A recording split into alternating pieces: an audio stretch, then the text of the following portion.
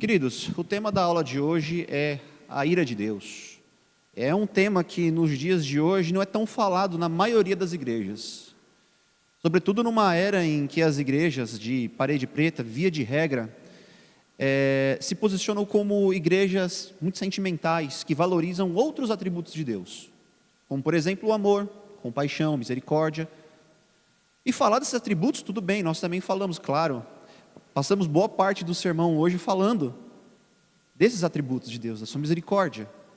Mas não podemos ignorar a sua ira, que é parte de seu ser, deve ser estudado, compreendido à luz da palavra de Deus. Mas por que hoje tanto preconceito em se falar da ira de Deus, né? Via de regra, meus irmãos, é porque há uma associação com a ira humana.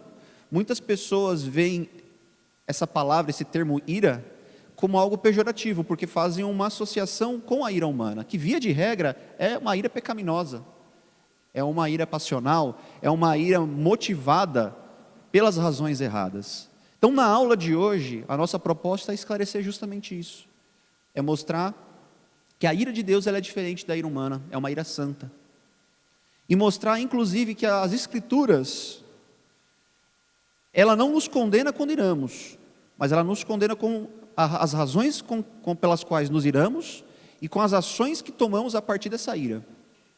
Então é isso que nós vamos estudar nessa manhã, meus irmãos. E eu coloquei como um prefácio para essa aula um versículo que já diz muito sobre o tema de hoje, que está em Romanos, capítulo 1, versículo 18, que diz o seguinte: a ira de Deus se revela do céu contra toda a impiedade e perversão dos homens que detêm a verdade pela injustiça. Note que o apóstolo Paulo, nesse versículo, ele não está colocando algo como algo vindouro, ou seja, a ira de Deus vai se manifestar mais lá na frente, nem como algo que se resumiu ao passado. No passado Deus era irado, o Deus do Antigo Testamento era um Deus irado, que se irava com os pecados do seu povo. Hoje em dia, essa ira, ela acabou em Cristo. Não é bem isso que o apóstolo Paulo está dizendo.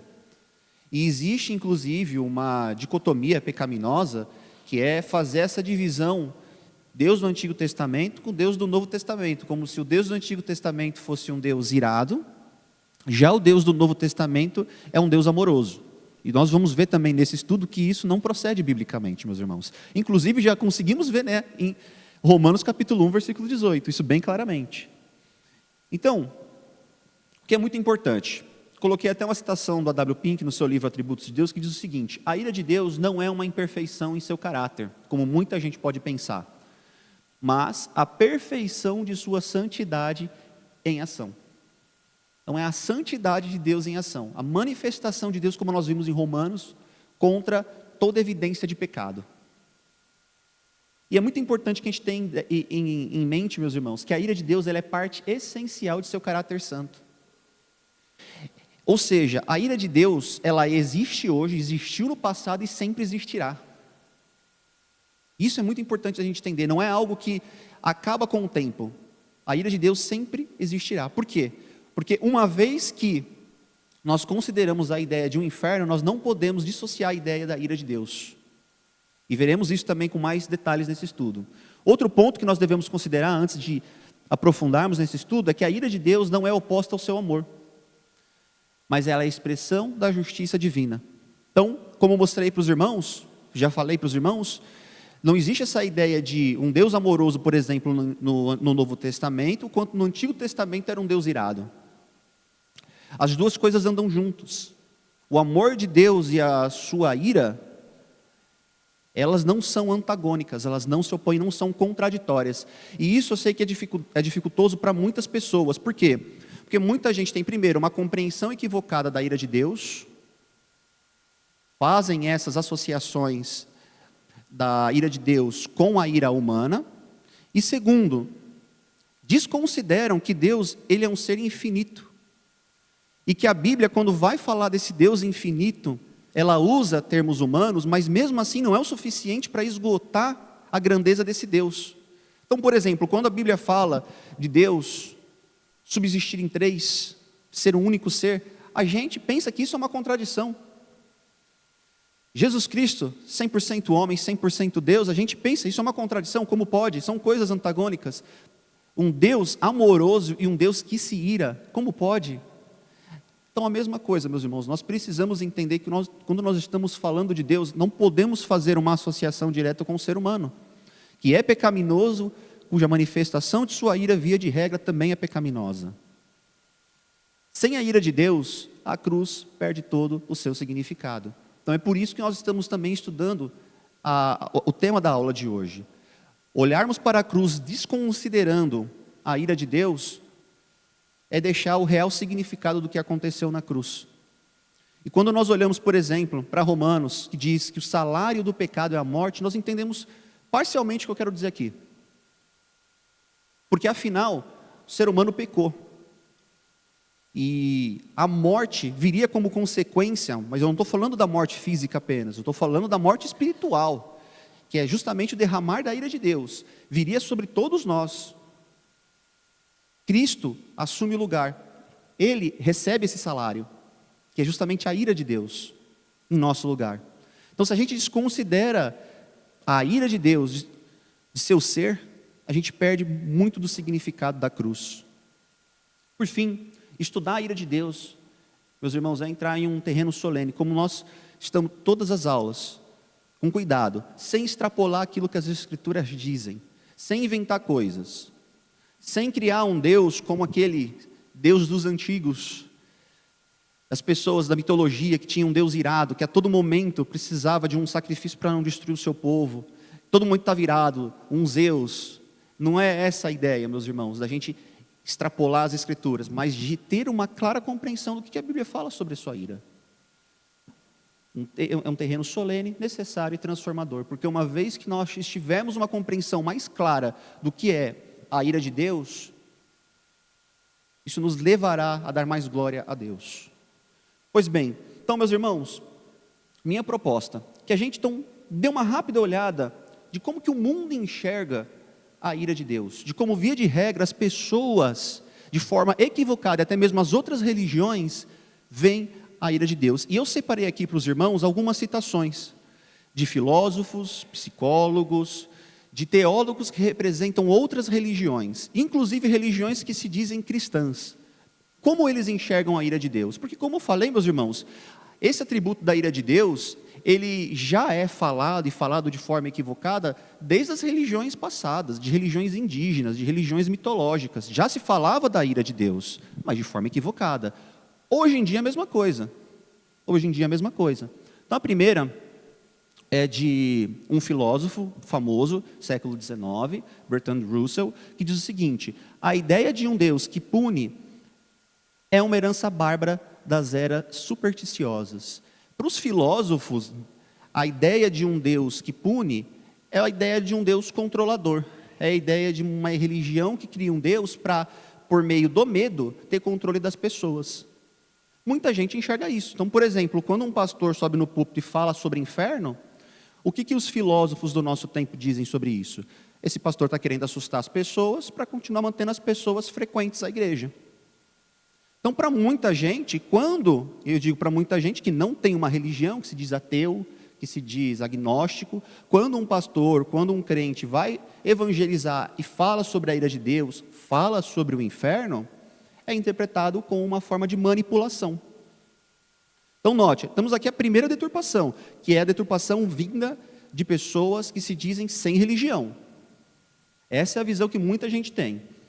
Uma outra aqui também de mais um ateu, né, vamos colocar assim, e filósofo, é a do Friedrich Nietzsche, o Anticristo, é o nome do livro, e ele diz: a ideia de ira divina serve justamente, como eu falei, para controlar as pessoas. O conceito de um Deus que pune é a vingança dos fracos.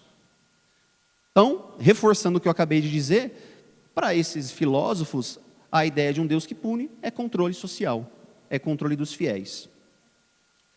Isso existiu na história?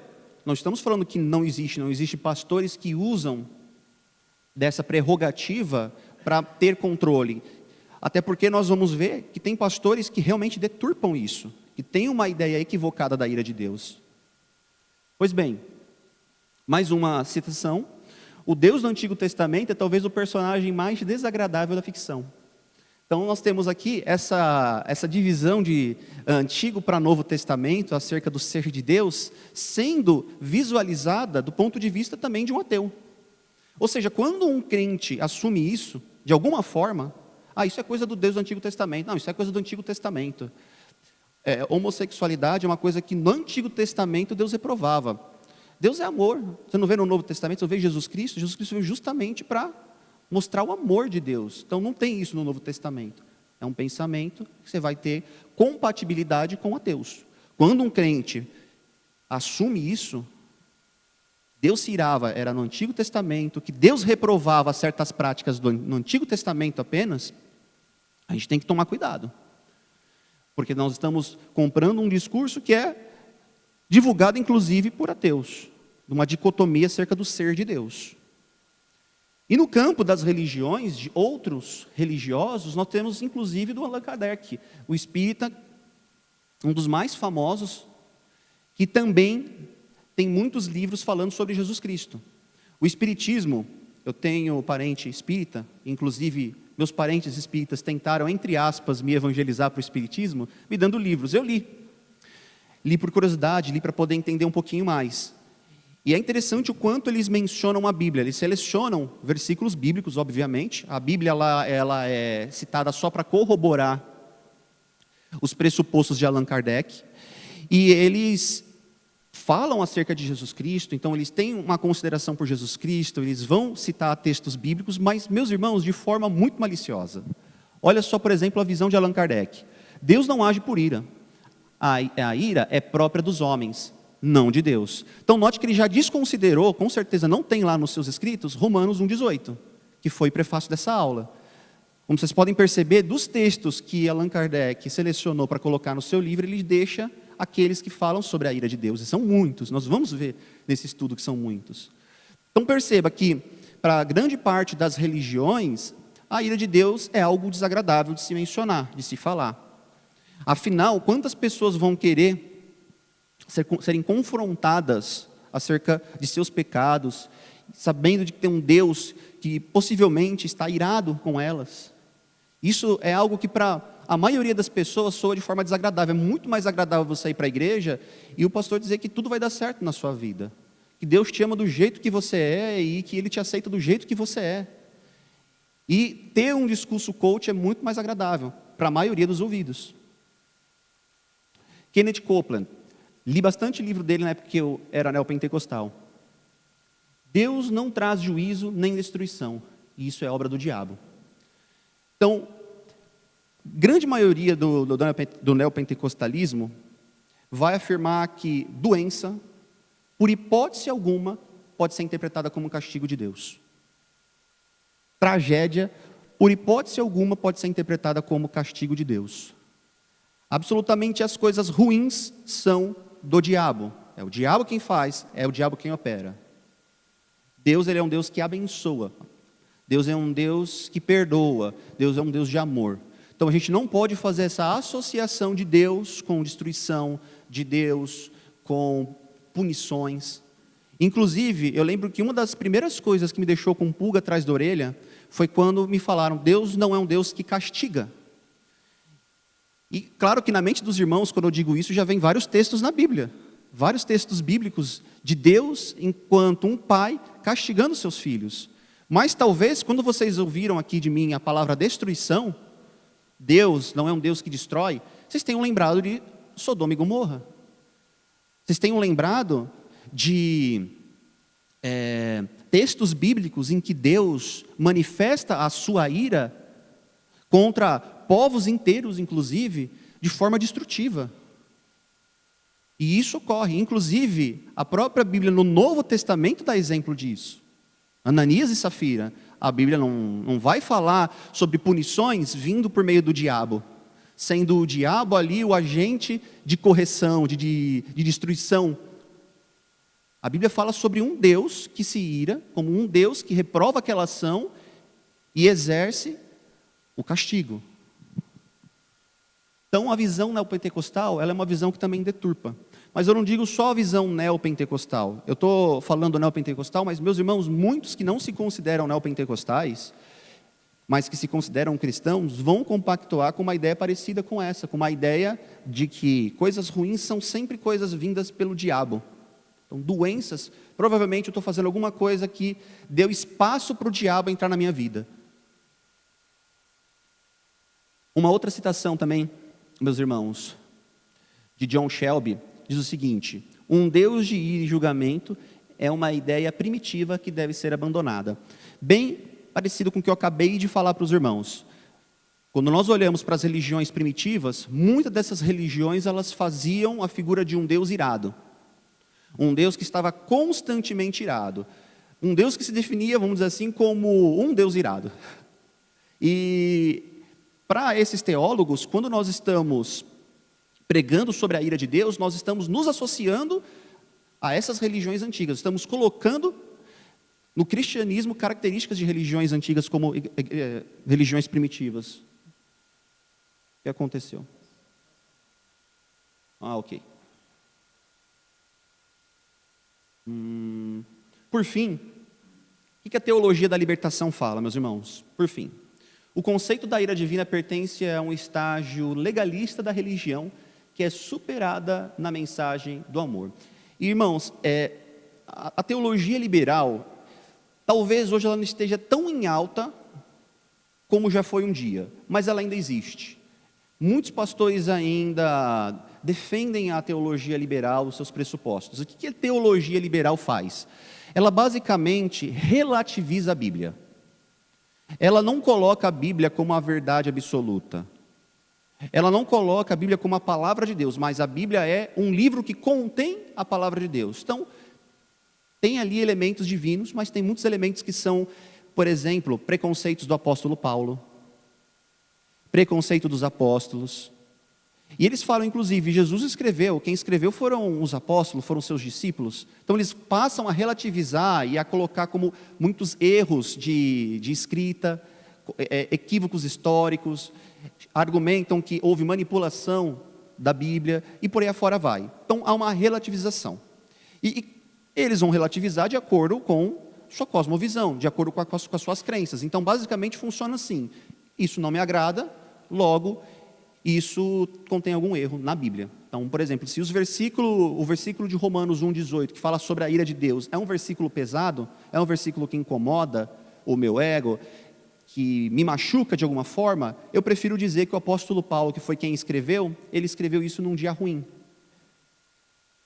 Então eles passam a falar o seguinte: aquilo não se trata da inspiração de Deus, mas se trata de um sentimento do escritor. Então percebam que, para o mundo e para muitas religiões, a ira de Deus, irmãos, ela é mal interpretada. Ela é até contemplada, mas ela é mal interpretada. E é por isso que a gente precisa ter a real interpretação do que é a ira de Deus. E a ira de Deus é o quê? Como nós citamos a W. Pink antes, vou citar de novo. A ira de Deus é a santidade de Deus em ação contra o pecado. Essa é a melhor definição. A ira de Deus, ela é a santidade de Deus em ação contra o pecado. Então, Deus, Ele não olha de forma passiva para um pecado. Nós, enquanto seres humanos imperfeitos, que vivemos num país como o Brasil, que temos acesso à internet, recebemos todos os dias algum tipo de vídeo, de conteúdo, de assaltante realizando o seu crime e saindo ileso, nós ficamos irados. Isso manifesta em nós indignação. E olha que o nosso senso de justiça, irmãos, ele é contaminado pelo pecado. Ele não é perfeito. Mas mesmo assim, quando nós vemos determinados crimes, aquilo nos toca, aquilo nos gera uma ira. E eu tenho certeza, se os irmãos fecharem os olhos por um momento, vão se lembrar de alguma notícia recente, de algum crime que viram na internet, na televisão, de um criminoso que provavelmente foi preso, foi solto, e solto realizou um novo crime, e sabemos que não vai ficar preso por muito tempo, porque as leis do nosso país, as leis humanas, elas são leis imperfeitas. E isso nos causa ira, isso nos causa indignação. E eu estranharia se não causasse. Eu estranharia se os irmãos diante de um vídeo de tamanha injustiça, de uma família sendo assassinada, de uma pessoa tendo seus bens roubados, olhasse aquilo com indiferença? Eu estranharia. Então, quem dirá Deus, que é santo, que não pode contemplar o pecado, olhar aquilo com indiferença e não se irá? Então, é desse princípio que nós devemos ter em mente quando nós vamos estudar a ira de Deus. A ira de Deus existe porque Deus é bom demais para tolerar o mal. Deus, ele é, como diz o Salmo 7:11, Deus é um justo juiz, Deus que sente indignação todos os dias. O Paul Washer tem até uma analogia sobre um juiz. Então imagina assim, um juiz que está diante de um caso de assassinato, e esse juiz, quando ele vai julgar ali o criminoso, ele diz: bom, você cometeu um assassinato, você matou 5 pessoas, mas como eu sou um juiz bom e misericordioso, eu te perdoo desse assassinato, você está livre. Como que a audiência, como que a família da vítima se sentiria ao ouvir de um juiz a absolvição ou a completa indiferença para um criminoso como esse que cometeu 5 assassinatos?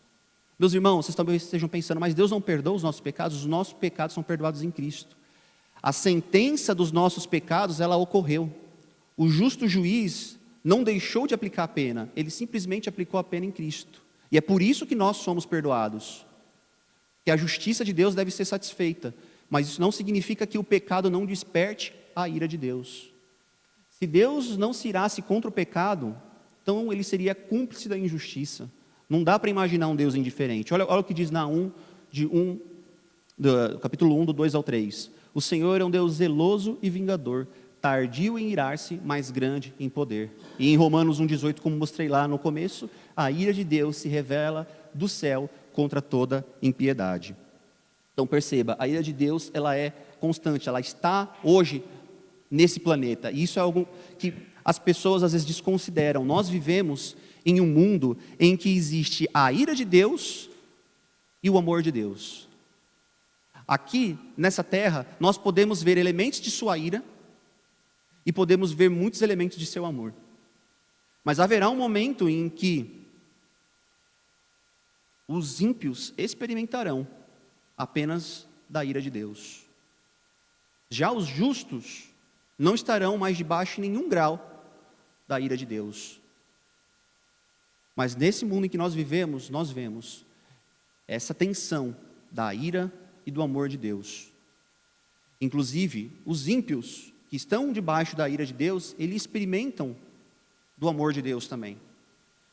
Como que eles experimentam do amor de Deus? O fato deles não serem imediatamente mortos, o fato deles terem, como o pastor estava mencionando hoje, um hospital para tratar de suas doenças, são elementos do amor de Deus. Então nós temos nesse mundo essa tensão, mas entenda que um dia haverá a plena manifestação da ira de Deus. Continuando o que é a ira de Deus, John Stott diz o seguinte: a ira de Deus é o lado ativo do seu amor. Então perceba, a ira de Deus não se trata apenas da santidade de Deus em ação, mas também do lado ativo do seu amor contra tudo o que destrói aquilo que Ele ama. Olha que frase bonita para se ter anotada. A ira de Deus é o lado ativo do seu amor contra tudo que destrói aquilo que Ele ama. Então, a ira de Deus, ela surge quando ela percebe que a santidade dEle está sendo deturpada, está sendo pelos homens atacada. Quando seus filhos estão sendo atacados, quando a sua igreja está sendo atacada, a ira de Deus, ela é manifesta. A ira de Deus não compete, portanto, então, com o seu amor. Ela nasce do amor e da santidade de Deus. Eu acho que nessa altura, meus irmãos, já ficou muito claro.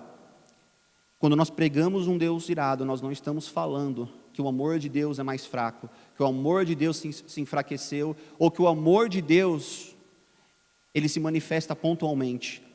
Não, nós estamos falando que Deus, por amar o bem, ele tem que odiar o mal. Ele se manifesta de forma irada contra aquilo que é mal, contra aquilo que é perverso. John Piper, aliás, antes de falar de John Piper, vamos falar de Habacuque 1, versículo 3. Olha o que diz: tu és tão puros de olhos que não pode ver o mal, e a opressão não pode se contemplar.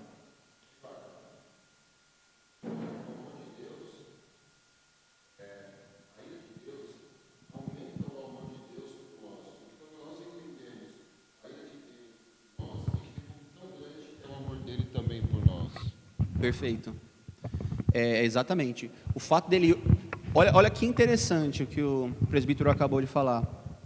Deus odeia tudo aquilo que ataca a sua santidade.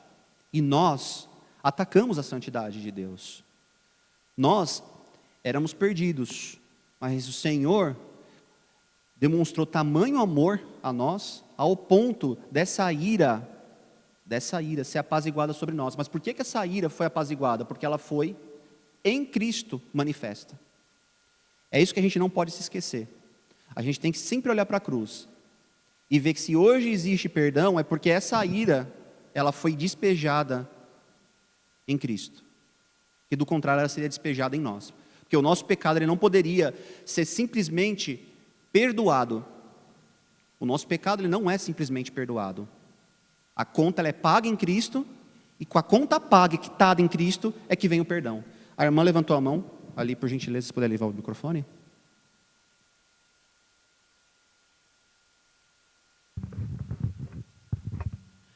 Eu sempre penso como seria essa ira de Deus sobre Cristo.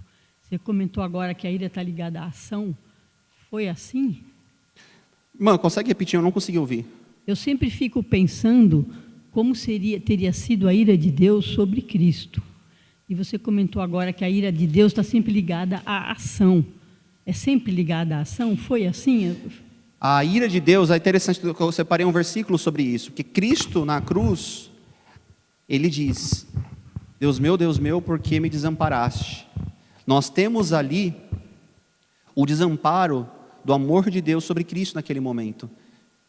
Então, é claro que nós vamos entender a ira de Deus com uma palavra, por exemplo, que é inferno. A ira de Deus, na sua expressão máxima, ela pode ser resumida em inferno.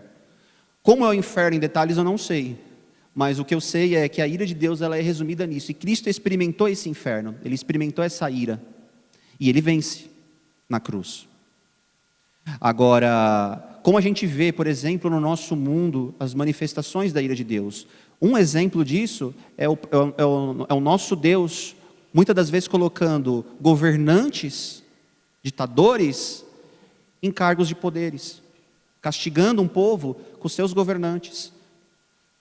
A gente tem exemplos disso na história, de povos sendo castigados com ditadores, com déspotas, com homens que vão ali oprimir populações, e a gente sabe que nenhuma autoridade é posta sem que não seja da vontade de Deus. E essa frase de Deus castigar nações com governantes ímpios, tiranos, nem é minha. Ela é uma frase que existe, vinda dos próprios reformadores, que viviam um período de opressão, que viviam um período pior que o nosso. Entende? Então, resumindo a minha resposta, a ira de Deus, ela... Inclusive, eu acho que eu tenho até uma analogia aqui, um comparativo bem interessante para mostrar. A ira de Deus, diferente da ira humana, que é reativa, a nossa ira, geralmente ela acontece porque alguém nos fez alguma coisa. E a gente, impulsionados por isso, agimos de forma reativa. Então, bateram no meu carro, eu de forma reativa saio do carro e começo a xingar a pessoa que bateu. Uma ira reativa, pecaminosa. A ira de Deus é deliberada. Deus não perdeu o controle. Então, Deus não perdeu o controle em nenhum momento. Tem essa diferença. A ira humana é emocional. Então, é de momento. A nossa ira, às vezes, contra certas, como mostrei para vocês, né, irmãos? Contra certos vídeos de pessoas que praticam o mal, às vezes a gente fica até indiferente, às vezes a gente vê só como mais um, que é emocional. Às vezes a gente até se caleja, de tanto a gente vê notícias ruins na televisão, chega uma hora que a gente olha para aquilo até com indiferença, já não toca mais a gente, já nem causa mais ira, indignação. Aconteceu mais uma tragédia. A ira de Deus é moral. A ira do ser humano é egocêntrica.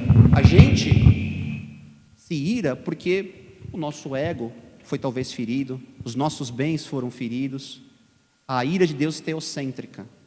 A nossa ira é pecaminosa. A ira de Deus é uma ira santa. O irmão levantou o presbítero ali, por gentileza.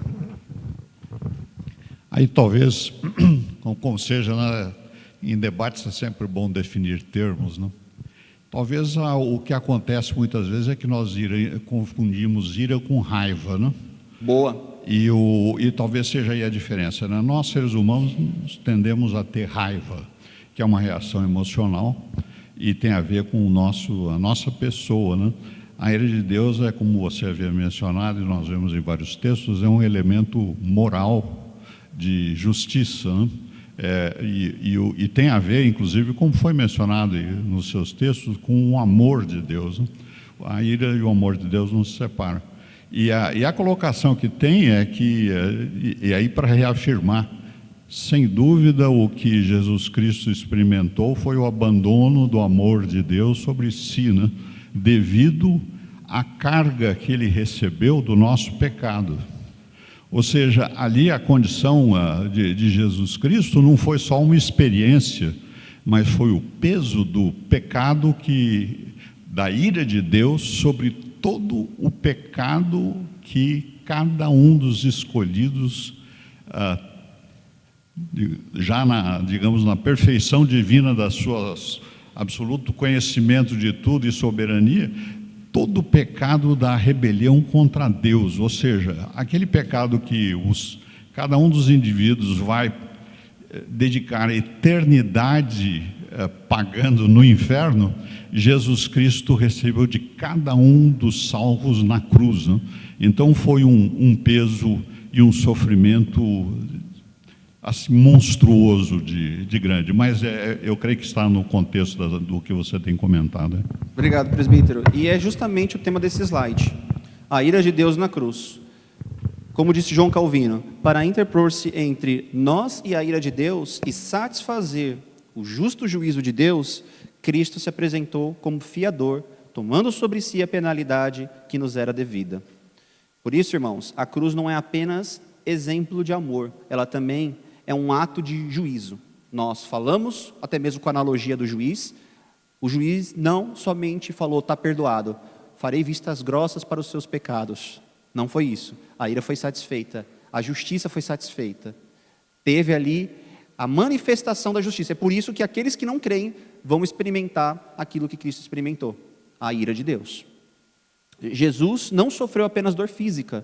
Então, lembre-se disso, quando Jesus, no Getsemane, soa gotas de sangue, tem aquele momento de tensão, não era medo da dor física que ele sofreria, mas aquilo era a consciência de que a ira de Deus estava para cair sobre ele naquele madeiro.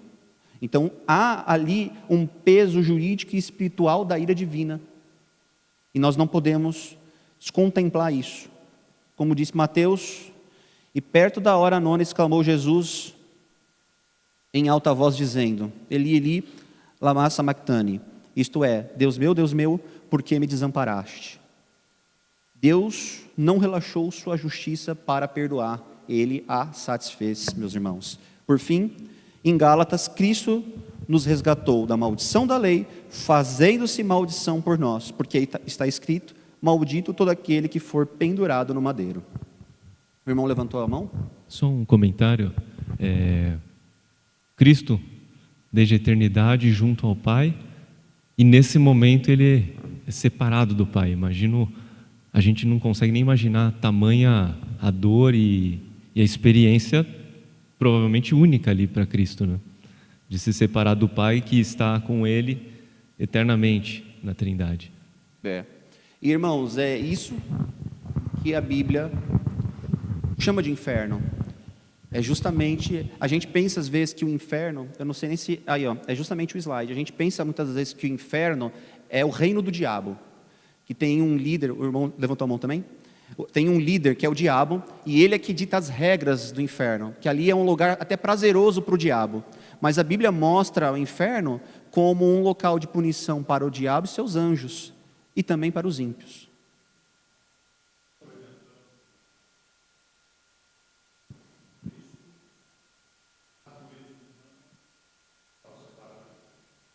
Perfeito. Então, sobre a manifestação máxima da ira de Deus, que é justamente quando essa fase desse mundo se passar, em que não teremos mais essa tensão de amor e ira, em que os ímpios experimentarão sobre a mais absoluta ira de Deus, nós chamamos isso de inferno. O inferno é a manifestação mais clara da justiça e da ira de Deus, como disse Jonathan Edwards. E meus irmãos, aqui é o ponto em que a teologia ela se torna um pouco mais agressiva aos ouvidos de muitas pessoas. Por quê? Porque quando nós estamos falando de inferno, primeiro, nós estamos falando de um local real, consciente, eterno e justo. Eterno, meus irmãos, não acaba, não expira, não tem um prazo de validade. Pecamos contra um Deus eternamente justo. E nós estamos, então, colhendo isso. É basicamente o que as Escrituras estão dizendo. Os ímpios, aqueles que não aceitarem Cristo como seu Salvador, então experimentarão desse justo, real, consciente local.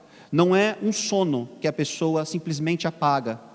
É um local em que ela estará consciente. A Bíblia mostra, até em formato de história, parábola, até em formato de parábola, a consciência que haverá no inferno. Então o inferno não podemos interpretá-lo como um apagão. A pessoa ela terá consciência. Ela é a resposta santa de Deus ao pecado não perdoado. A Denise levantou a mão? Ah, tá, desculpa. Então, meus irmãos, eu sei que para muita gente não é compatível a ideia de um Deus de amor com um Deus de justiça que pune com o inferno. Mas eu espero que para as pessoas que ainda tiverem dificuldade de fazer essa associação, revejam o início desse estudo. Porque é isso que nós estamos falando desde o começo. Por Deus ser um Deus de amor, que odeia o mal, Ele não pode trazer para junto do céu, para junto de seus fiéis, o mal. Não pode contemplar o mal. E é justamente essa a ideia do inferno. É a punição definitiva contra toda manifestação de mal. Contra o diabo, seus anjos e os infiéis. Então, onde não há arrependimento, o que resta é a ira. Olha o que diz Romanos.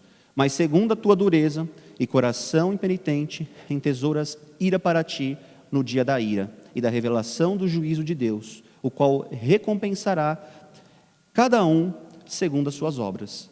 Ai de nós se as obras fossem as nossas obras a serem julgadas. Meus irmãos, as obras que serão julgadas por nós serão as de Cristo. Graças a Deus por isso. Deus olhará para a obra de Cristo, que é perfeita, e essa obra de Cristo é atribuída a nós. Os ímpios terão para mostrar diante de Deus suas próprias obras, e nós sabemos quais são essas obras apresentadas pelos ímpios. São as obras que o ser humano é capaz de produzir, que a Bíblia vai chamar de trapos de imundícia. Então, não teremos como, eu sei que muita gente faz uma má interpretação desse texto e pensa, por exemplo, que nós, os justos, seremos julgados pelas nossas próprias obras, pelo bem que nós produzimos, e apresentaremos isso diante de Deus e falaremos: olha, foi isso que eu fiz, Deus, e agora eu quero a minha recompensa, eu quero minha salvação, meu vale salvação. Mas no final das contas, o que nós temos aqui é que a salvação ela é atribuída à obra de Cristo, 100% à obra de Cristo, é mérito dele. E por que o inferno é justo? A gravidade do pecado ela é medida pela dignidade de quem é ofendido. E o ofendido é um Deus eternamente justo.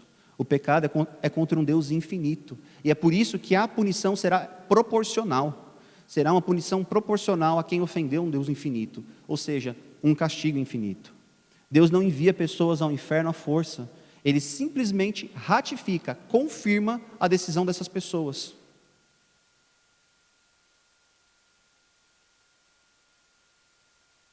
É o filme? Deixa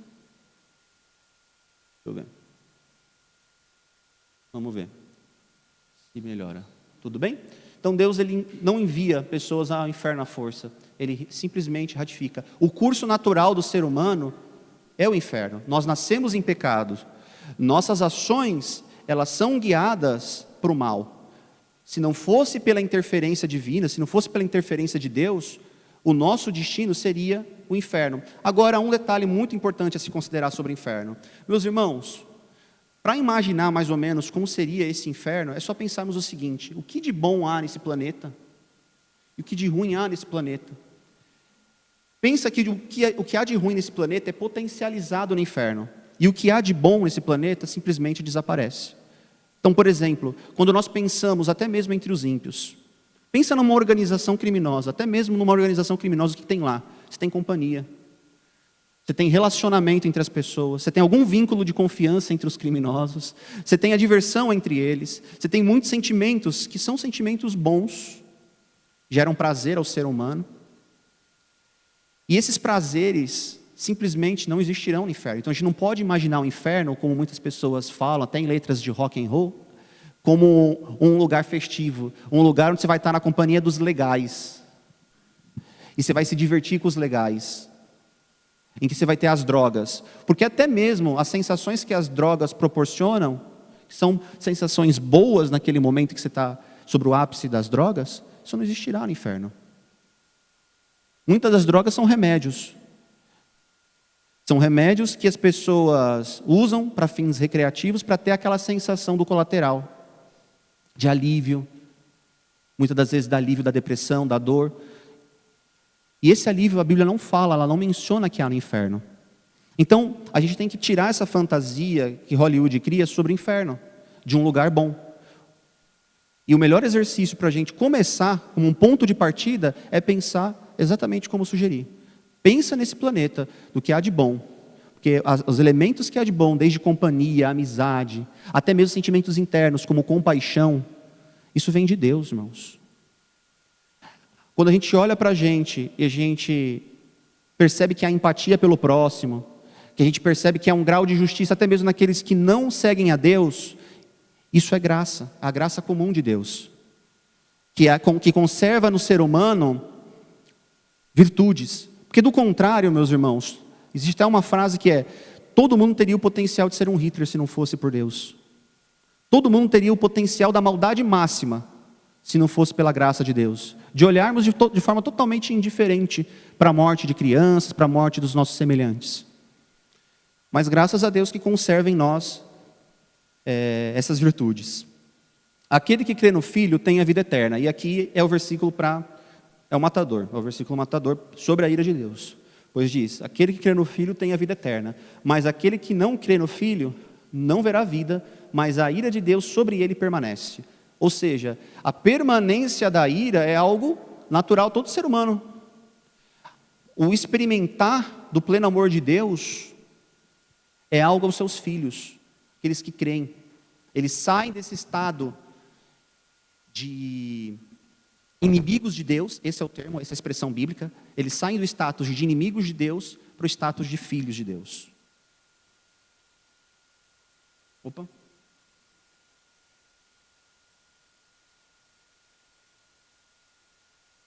Ah, tá. Eu acho que eu nem li a frase, né?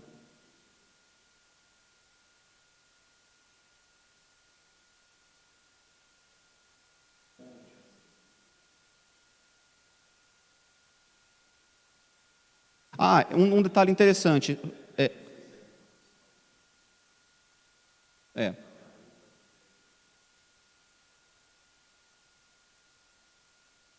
Tá, é aquela coisa, né, do relógio pelo menos acerta 2 vezes no dia, a hora.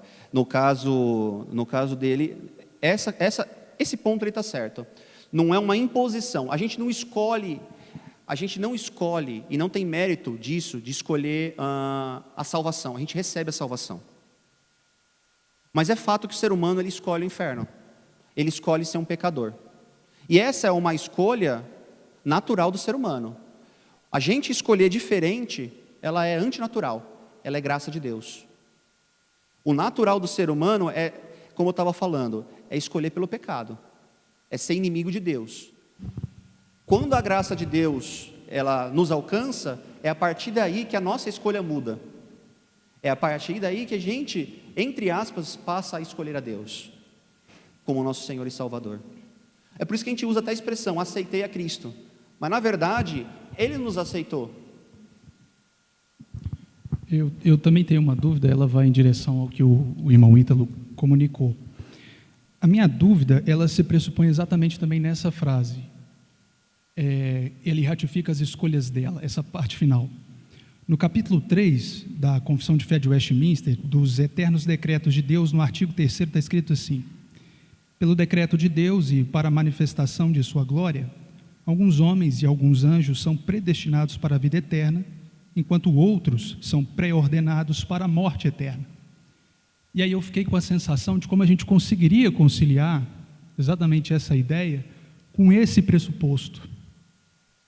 Eu acho que entra naquela questão, como eu falei, da mesma forma que a gente, por exemplo, usa a expressão aceitei a Cristo, mas sabemos que em última instância fomos predestinados a isso, a pessoa, naturalmente, na perspectiva, do ponto de vista humano, ela escolhe o inferno, na perspectiva, do ponto de vista humano, mas sabemos que em última instância, até mesmo essa escolha dela ao inferno já fazia parte do plano de Deus.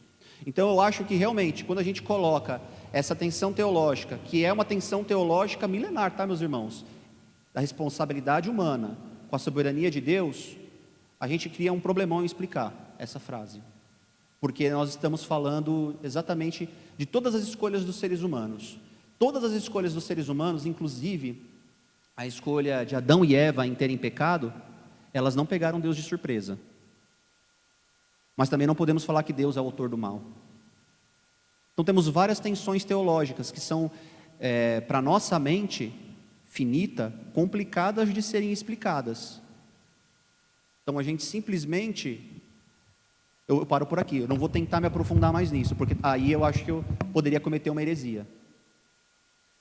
Então, se essa frase, que é a frase anterior, de ratifica as escolhas dela, ficou confusa, podem riscar.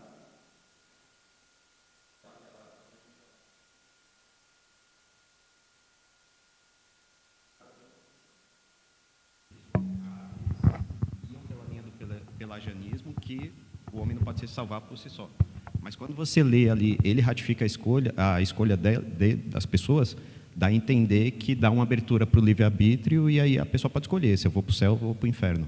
Então acho que ficou um pouco confuso. Por isso que eu perguntei se era uma ideia de Anselmo, porque aí você vai toda aquela questão da história dele ali, ou se tinha sido um detalhe ali que você tinha acrescentado, alguma coisa assim. Não, aí não. vai um pouco no que o colega ali também falou, né, que o irmão falou. Perfeito. Então a gente pode risca a frase.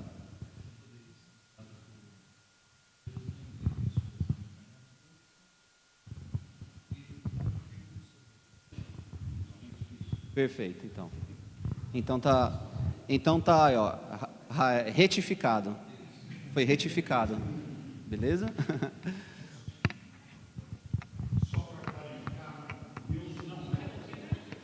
Não é o autor do pecado. Perfeito. É só para clarificar, Deus não é o autor do pecado, então essa questão, digamos, como foi corretamente, deve ser retirada. Caiu de novo. Sim, eu vou... Sim, irmãos, então, acho que o termo ali, ratifica, é que deve ser corrigido, porque, na verdade, deixa eu pegar a frase toda, Deus não envia pessoas ao inferno à força, Ele confirma o seu decreto eterno, né? Como o Eduardo demonstrou, antes que houvesse humanidade, Deus já decretou quais seriam os caminhos da humanidade, por razões e motivos que são muito altos para nós. Deus é Deus e Ele condena e salva quem Ele quiser. O vaso não pode olhar para o oleiro e dizer, por que me fizeste assim? Então Deus tem os seus decretos, de modo que quando as pessoas vão para o inferno, seguindo a linha do Eduardo, né? Do ponto de vista humano, a pessoa rejeitou a Deus, a pessoa não quis Deus, mas do ponto de vista eterno, que nos é inacessível, porque essa pessoa que rejeita a Deus a vida inteira, ela pode, nos últimos momentos da vida, como o ladrão da cruz, se arrepender, né? Mas da nossa perspectiva, é ela que está rejeitando a Deus. Da perspectiva divina, soberana, Deus é quem determina quem será salvo e não será salvo. Vai ter... Levantou a mão? Tudo certo? Ah, tá. Então tá bom. Perfeito. Eduardo, eu só queria avisar os irmãos que quando forem falar, levante a mão para que eu possa chegar até os senhores e as senhoras para poder levar o microfone, que assim todos conseguem ouvir e também é captado pela gravação que vai para o YouTube. Reta final, irmãos, para concluir a aula, tá bom? Vamos para as aplicações. Então, como a doutrina da ira de Deus deve nos afetar? Vamos lá. Primeiro, levar o pecado mais a sério. Se a ira de Deus foi derramada sobre Cristo por causa do pecado, como então posso tratá-lo com leveza? Primeira coisa é pensarmos sobre isso. Esse estudo ele precisa causar esse efeito no coração dos irmãos. Então, a ira de Deus deve provocar em nós essa sensibilidade maior acerca do pecado. Em considerarmos que foi por conta do pecado que a ira de Deus foi derramada em Cristo. Outro efeito que eu quero que esse estudo cause em nossa vida: aumentar o valor da cruz. A cruz só é devidamente valorizada quando entendemos o que estava em jogo nela, pois o castigo que nos traz a paz estava sobre ele. E Deus a estabeleceu pela demonstração da sua justiça. Se não havia ira, não havia necessidade de sacrifício. Se não havia juízo, não havia necessidade de sangue. Então é justamente por isso, meus irmãos, que a gente precisa ter essa compreensão, ter esse efeito. A irmã Tatiele levantou a mão.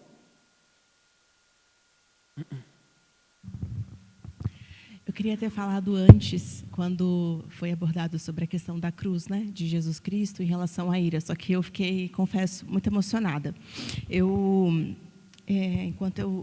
Foi no dia do sepultamento do Gregório, e o pastor ele trouxe uma mensagem muito oportuna que me edifica até hoje. Ele falou algo assim: a Tatiele e o Tiago estão desfrutando, claro que em proporções nem comparáveis, ao que Deus experimentou ao ver o seu filho na cruz, né? Ao se separar, porque Jesus ele experimentou a total ausência de Deus Pai, né? Então ele sofreu essa separação em termos que eu não consigo mensurar em sua plenitude, mas eu consigo ter um pouco de noção do que seja isso, né? Eu lembro quando eu estava nesse processo com o Gregório no hospital, perdão pela emoção, irmãos, eu subia no elevador e eu já sentia, né, que ele estava partindo. E eu falava assim para Deus: Senhor, como deve ter sido o Senhor ver a separação do teu filho na cruz. E é muito doloroso sentir isso. Humanamente falando, eu sou pecadora, não consigo sentir isso em total plenitude, mas eu consegui sentir um pouquinho, sabe, do que é isso, do que é ver a ira de Deus, sabe? E eu lembro quando eu estava entregando o Gregório ao Senhor, quando eu estava me despedindo dele ali naquela sala, eu falava para o Senhor, e eu tinha a esperança, né, de que eu iria reencontrar o meu filho, né? Eu iria vê-lo, e eu acho que isso que faz a diferença, compreender que a ira de Deus já não está mais sobre nós, né? A misericórdia de Deus, sim. Então, desfrutar dessa esperança é algo que só o cristão consegue desfrutar. É uma paz, como o pastor falou, que excede todo o entendimento. A gente não nega a dor, porque é uma dor terrível, é uma dor imensurável, mas, ao mesmo tempo, é uma dor que nos leva para a cruz, que nos leva ao consolo que só o Senhor Ele pode dar. É isso. E meus irmãos, por falar sobre o efeito que a ira de Deus deve causar em nós, crentes, ela não deve causar pânico. Pelo contrário, ela deve produzir esse temor reverente. A consciência da ira de Deus, ela não deve gerar pânico no salvo, mas sobriedade, porque agora servimos a Deus com reverência, temor, pois o nosso Deus, ele é um fogo consumidor. Não é medo de servir, é respeito santo. o que não é afastamento, é consciência da grandeza de quem adoramos, tá? Então a gente não deve ficar com pânico, com pavor de Deus no sentido de Deus vai me destruir. Não é esse. É fato que Deus corrige os seus filhos. É fato que Deus, diante do pecado, seu povo, de seus filhos, Ele pode manifestar juízos pesados, pode causar doenças, pode causar até a morte, mas não é a destruição, não é o inferno, é a correção. Já é um outro tipo de ira, vamos dizer, uma ira paternal, vamos colocar assim. Em 1 Pedro, capítulo 4, 17, a gente até lê algo nesse sentido. Olha o que diz: porque a ocasião de começar o juízo pela casa de Deus é chegada. Ora, se primeiro vem por nós, qual será o fim daqueles que não obedecem ao Evangelho de Deus? E se é com dificuldade que o justo é salvo, onde vai comparecer o ímpio? Sim, o pecador.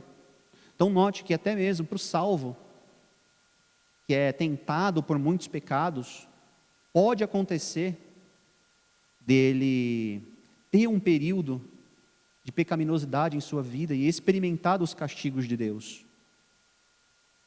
Mas isso não significa a perda da salvação. Irmãos, indo para a reta final mesmo, a doutrina da ira, ela deve também nos afetar, matando o orgulho espiritual.